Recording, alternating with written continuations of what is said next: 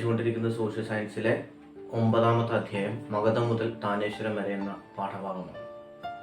കഴിഞ്ഞ ക്ലാസ്സുകളിലായിട്ട് നമ്മൾ പഠിച്ചുകൊണ്ടിരുന്നത് മൗര്യ രാജവംശത്തെക്കുറിച്ചായിരുന്നു.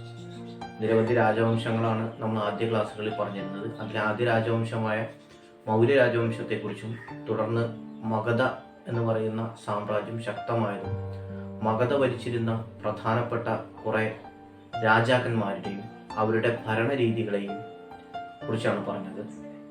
പിന്നീട് മൗര്യ രാജവംശത്തിലെ ഏറ്റവും പ്രധാനിയായ ഭരണാധികാരിയായിരുന്നു ചന്ദ്രഗുപ്ത മൗര്യൻ.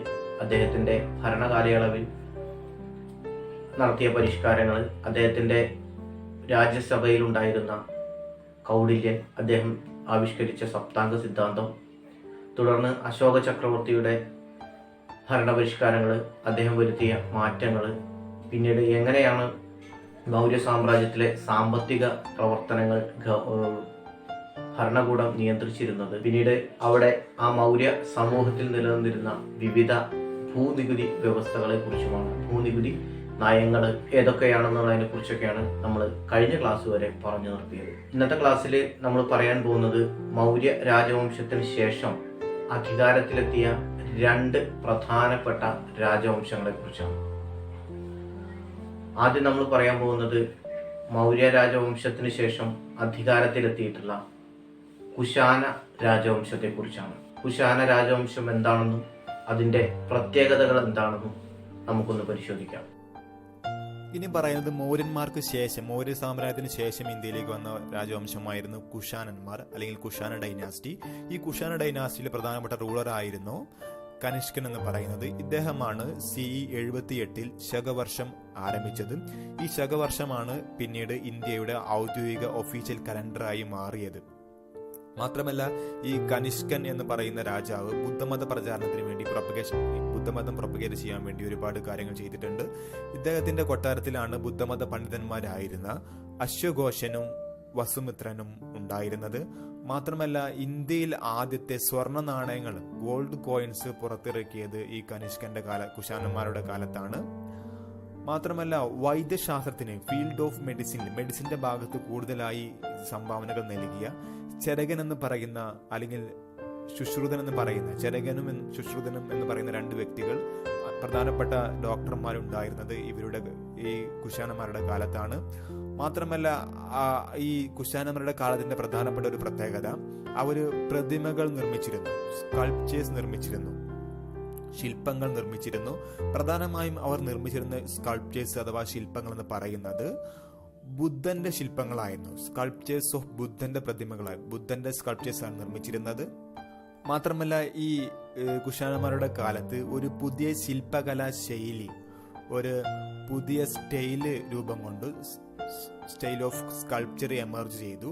ആ സ്കൾപ്ചറിന്റെ പേരായിരുന്നു ഗാന്ധാര ശില്പകല, അല്ലെങ്കിൽ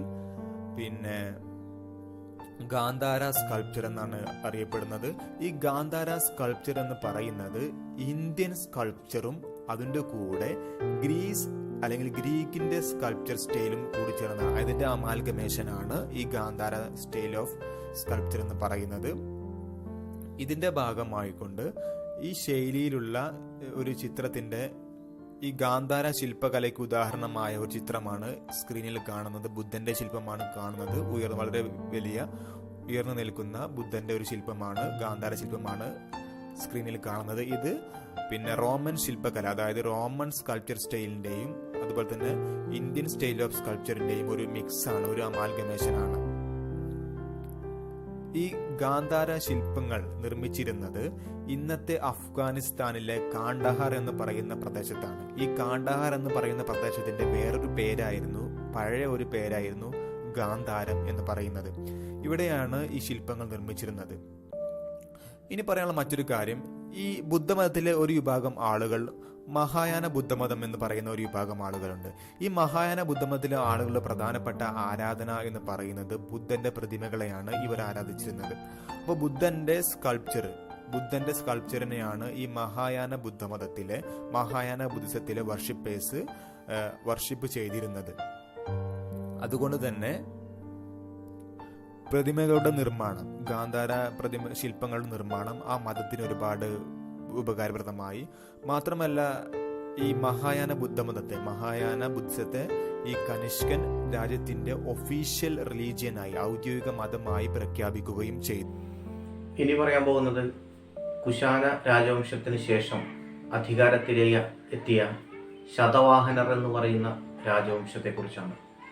ശതവാഹന രാജവംശത്തിന്റെ പ്രത്യേകതകളും അതിന്റെ ഭരണരീതികളും പ്രധാനപ്പെട്ട രാജാക്കന്മാരും ആരൊക്കെയാണെന്ന് നമുക്കൊന്ന് നോക്കാം. ഇനി മൗര്യ രാജവംശത്തിന് ശേഷം, അവരുടെ കാലഘട്ടത്തിന് ശേഷം ഇന്ത്യയിൽ എമർജ് ചെയ്ത മറ്റൊരു രാജവംശമായിരുന്നു ശതവാഹന ഡൈനാസ്റ്റി. ഇവരുടെ ആസ്ഥാനമെന്ന് പറയുന്നത് പ്രതിഷ്ഠാന എന്ന് പറയുന്ന പ്രദേശമായിരുന്നു. ഇന്നത്തെ മഹാരാഷ്ട്രയിലെ പൈതാൻ എന്ന് പറയുന്ന പ്രദേശമാണ് പ്രതിഷ്ഠാന എന്ന് പറയുന്ന പ്രദേശം. ഇതായിരുന്നു ഇവരുടെ ക്യാപിറ്റൽ എന്ന് പറയുന്നത്.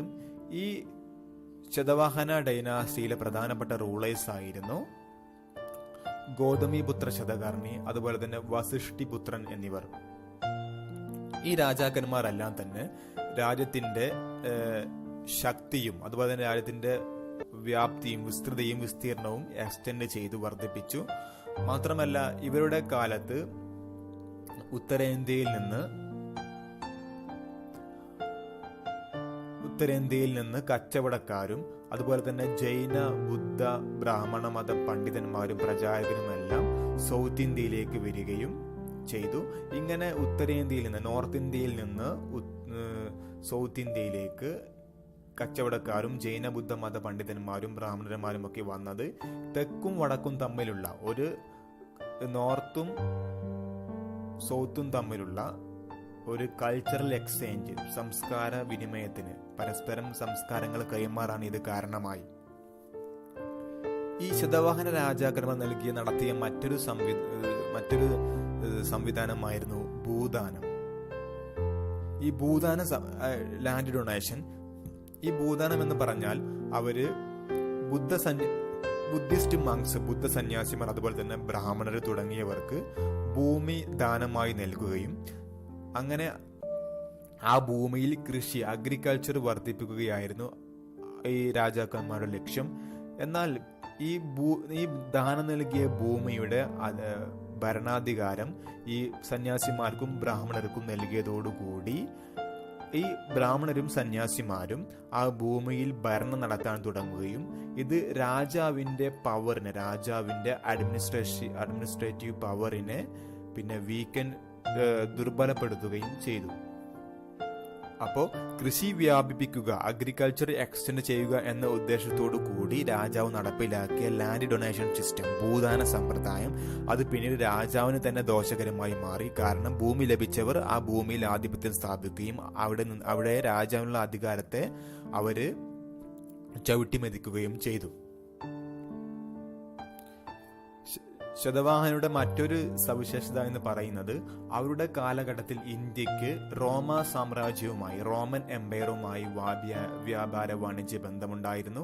അതിന് തെളിവായിക്കൊണ്ട് അന്നത്തെ ഇന്ത്യയിൽ നിന്ന് റോമൻ സ്വർണ്ണ നാണയങ്ങൾ, ഇന്ത്യയുടെ പല ഭാഗങ്ങളിൽ നിന്നും റോമൻ ഗോൾഡ് കോയിൻസ് കണ്ടെടുത്തിട്ടുണ്ട്. അപ്പോൾ ഇന്നത്തെ ക്ലാസ്സിൽ നമ്മൾ പറഞ്ഞിട്ടുള്ളത് മൗര്യരാജ ഭരണത്തിന് ശേഷം അധികാരത്തിലെത്തിയിട്ടുള്ള പ്രധാന 2 രാജവംശങ്ങളായ കുശാന രാജവംശത്തെക്കുറിച്ചും ശതവാഹനരെ കുറിച്ചുമാണ് ഇന്നത്തെ ക്ലാസ്സിൽ നമ്മൾ പറഞ്ഞത്.